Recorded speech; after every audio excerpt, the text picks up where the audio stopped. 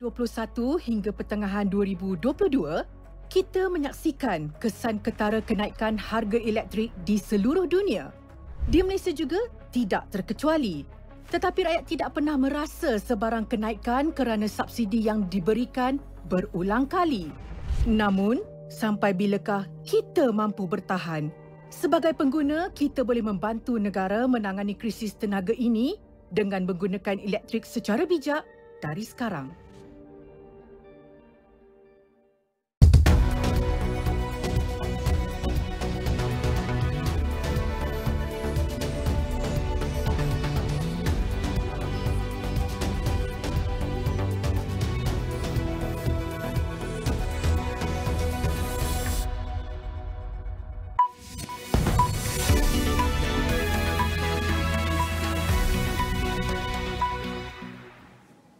Hi, good evening. You're watching AWANI Tonight with me, Saraya Mia.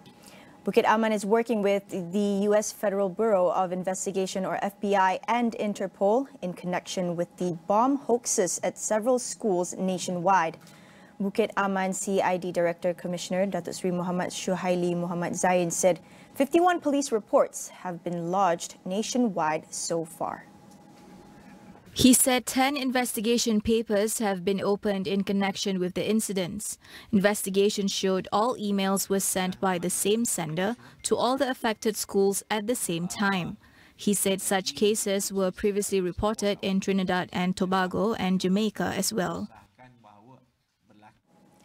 Bersatu President Tan Sri Muhyiddin Yassin announced that he will not defend his position in the upcoming party polls.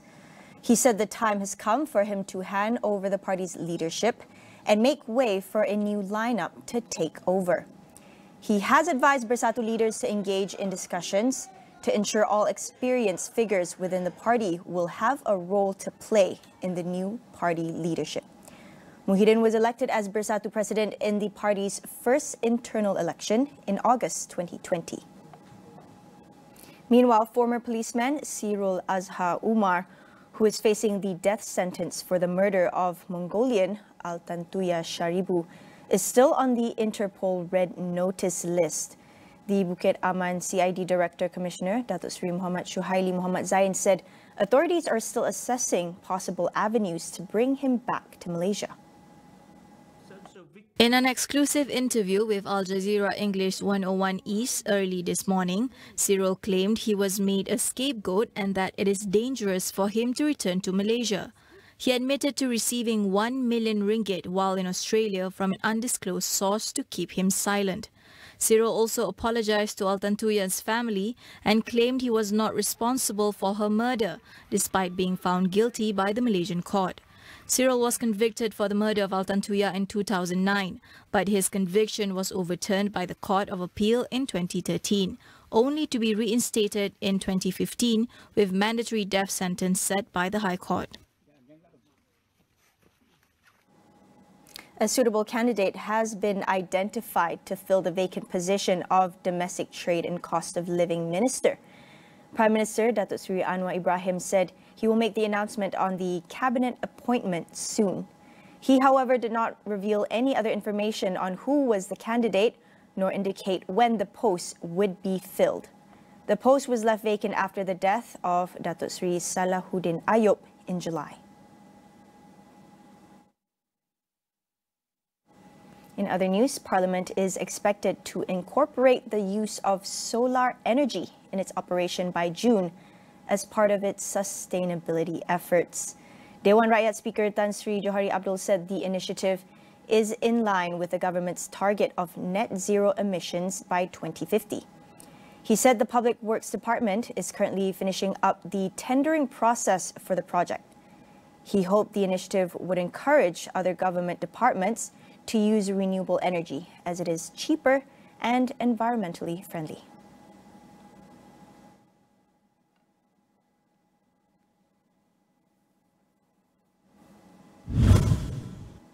On to updates in Gaza. A 4-day truce agreed by Hamas in Israel has come into effect today after nearly 7 weeks of war.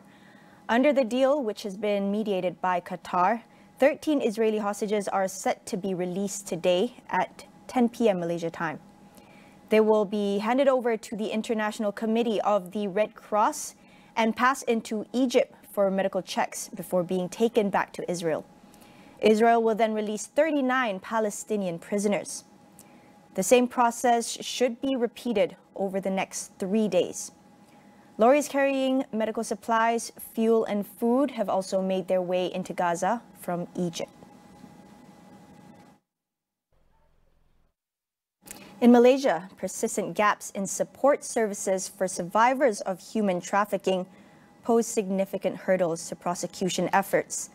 Astro AWANI explores the challenges faced by survivors and identifies areas for improvement within the care system.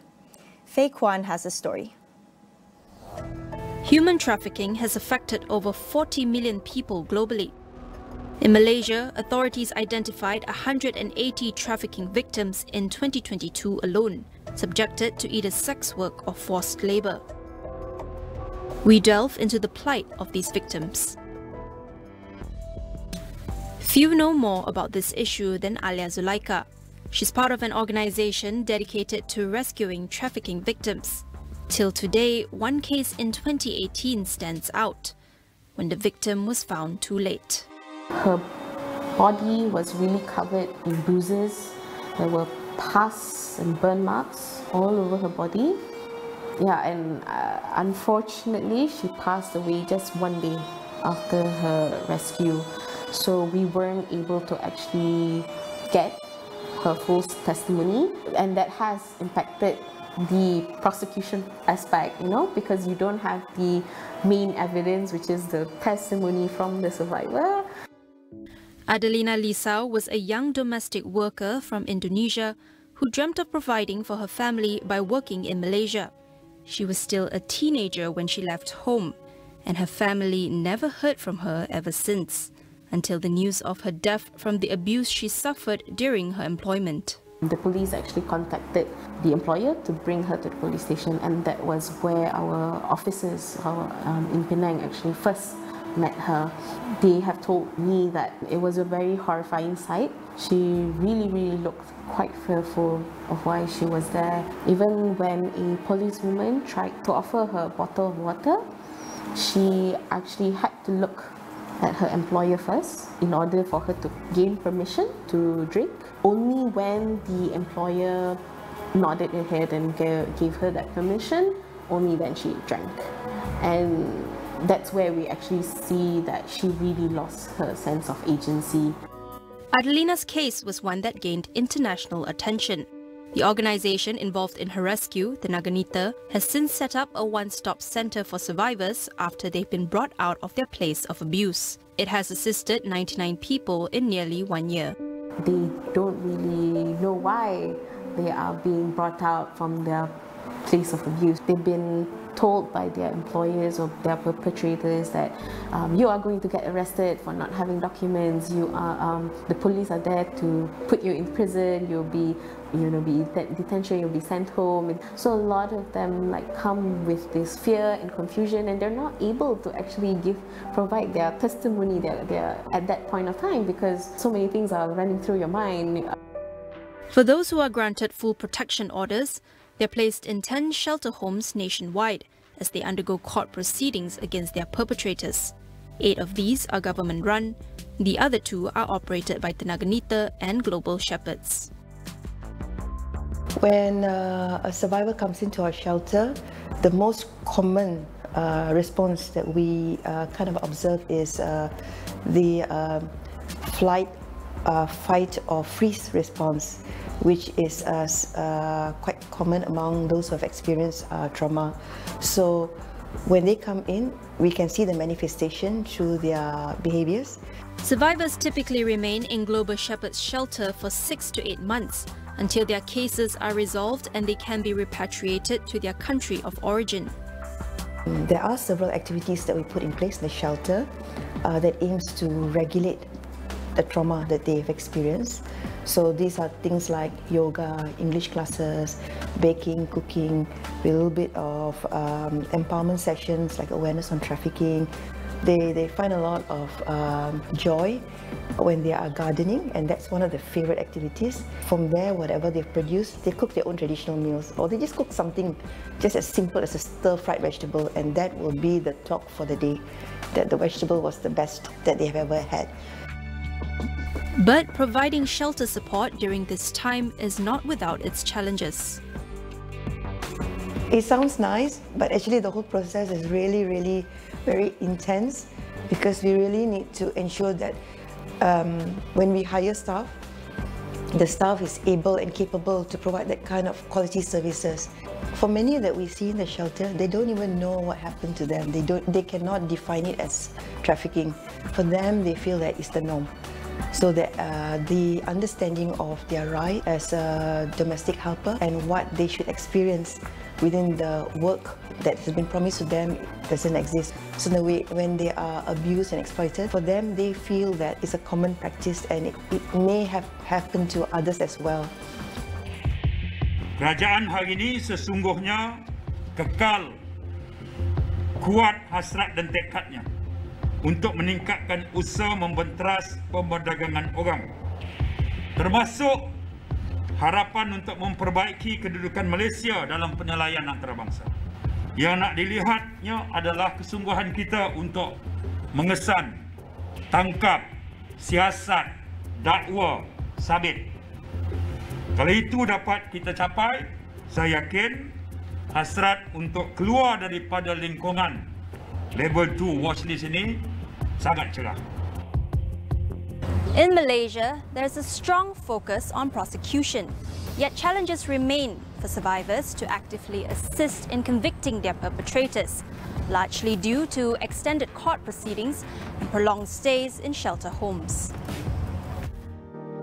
For a lot of the survivors, they're not able to recall what had happened months ago, and if they have been through an abusive situation for many years, how do they remember what actually happened at what time and who did what? They block the memories out, so when you want them to recall something that they don't want to remember, it's very difficult. It was a traumatic experience to them, and to have to face your perpetrators in court, it's a huge challenge for them. As shelter providers, we do try to help them mitigate these challenges, try to get them psychological help or psych counselors, or even our protection officers are there to actually help them cope with their emotions and actually tell them why it's important for them to actually go through this process, and also empower them with rights and other life-based skills.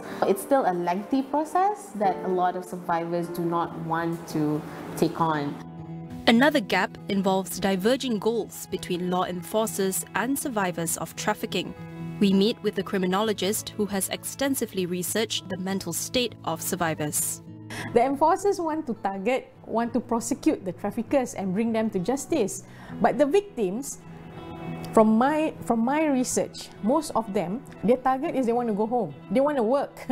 You put me in a shelter. My family is not getting money. I'm not working. I don't know what is happening to them. They're very stressed. They're very worried. Children, maybe my children over there will be sold to someone else. Nobody is going to help me. We tend to say it's the most heinous crime and everything. It is a heinous crime. But if you ask the victims, sometimes they won't be telling you that. In your conversations with survivors, have they expressed any particular hopes or needs or wishes to you? A lot of them want to go home early. A lot of them, the sad thing is that they don't know their departure date. Nobody can tell. So that's why sometimes you hear cases where they do not want to testify or say anything adverse against the trafficker or anything, because they feel that by doing that, the case goes on, will be prolonged, and they will have to stay in the shelter for long. So you must remember, from the point of view of the victim, it's not having revenge against the trafficker. Maybe they may be bitter against the trafficker, but to prioritize going home and punishing the trafficker, most of them would prioritize going home first. Even if it means that, this person gets away. Now, considering the issues at hand, can we then strike a balance? between effective trafficking prosecution and safeguarding survivors' dignity. I think we are still trying to figure out how to grapple with giving them a comfortable place and a comfortable living environment with this security issue. So perhaps we can learn from other countries on how to provide a better living condition, better shelter for victims if we want to shelter everyone. Also, the improvement, I say, would come from learning how to do a T visa. Australia does that, and where the victim can work for a year also. You know, so they work and they earn themselves, and all the expenses is on them, rather than we are the one who is providing everything for them. But of course, that autonomy part, giving them more autonomy, more choices, that part definitely need improvement. I feel the survivor voices need to be amplified. They carry a powerful story about the experience, and they see things differently. Their perspective might be different. They may see prevention from a different point of view because of the experience they've gone through. So it's engaging them more and bringing them to the platform where they can actually be part of the solution to create better policies, stronger policies, I would say, more inclusive policies. That wraps up AWANI Tonight. Thanks for watching. Good night.